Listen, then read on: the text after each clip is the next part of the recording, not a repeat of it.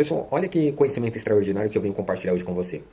Eu me aprofundei muito em fonética internacional, então meio que me especializei nesse conhecimento, digamos assim. Na quinta-feira anterior, nessa última quinta-feira, eu fui num evento chamado Multilinguo, onde se reúne vários estrangeiros de várias partes do mundo e também brasileiros poliglotas que falam vários idiomas. E o pessoal vai para fazer essa interação, né, praticar os idiomas que aprenderam.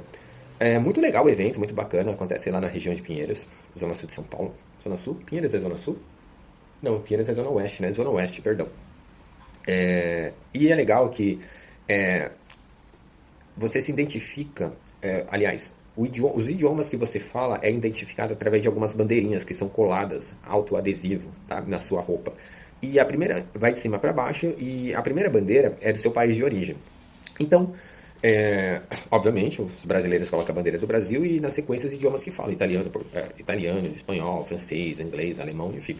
E eu gosto de interagir com vários grupos, várias pessoas, e eu estava ali interagindo com o pessoal, e tinha um rapaz loiro, forte, alto, de olho claro, que ele estava com a bandeira dos Estados Unidos acima, em primeiro lugar, indicando que o país de origem dele era os Estados Unidos. E ele conversando com o pessoal perguntando: de onde você é? Em inglês, né? Ele: San Diego, Califórnia. E nos primeiros 2 minutos eu desconfiei alguma coisa no inglês dele. Ele tinha uma pronúncia muito boa, impecável.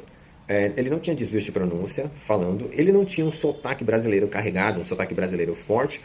Mas eu suspeitei dele não ser norte-americano. Acredito que nos primeiros 3 minutos eu desconfiei e depois eu confirmei. Por quê? Porque eu queria falar isso. Eu esperei o tempo certo para falar. E quando perguntou para ele: mas você já aprendeu português? Ele falou assim: algumas palavras, né? Aí, quando ele falou português, eu falei na frente de todo mundo: ele é brasileiro. Dando risada: ele é brasileiro, eu confirmei isso, entendeu?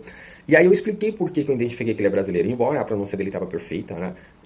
Ele não tinha um sotaque carregado, ele tinha um sotaque meio que neutro. Porém, algumas palavras, né, ele falava com sílabas cronometradas. E americano, em tempo nenhum, vai falar com sílabas cronometradas. Ele vai falar sempre com ênfases cronometradas. A língua portuguesa do Brasil é um idioma de sílabas cronometradas. Então, quando um brasileiro tem que falar inglês, ele vai falar algumas palavras com sílabas cronometradas acidentalmente. E é algo que eu estudo muito, isso daí. E nisso eu expliquei para ele, né? Para todo mundo. Ele ficou surpreso, maravilhado, todo mundo com isso. Eu vou dar um exemplo para você entender. A mesma coisa se dá quando o norte-americano ele vai tentar falar a língua portuguesa do Brasil. Ele vai aplicar a ênfase cronometrada. Por exemplo, ele vai falar mais ou menos assim: eu falo outra língua. Para quem não tem esse entendimento, acha que é só o sotaque ali. Mas isso é chamado de ênfase cronometrada. Ele vai achar ênfase. Tá? Não fica estranho?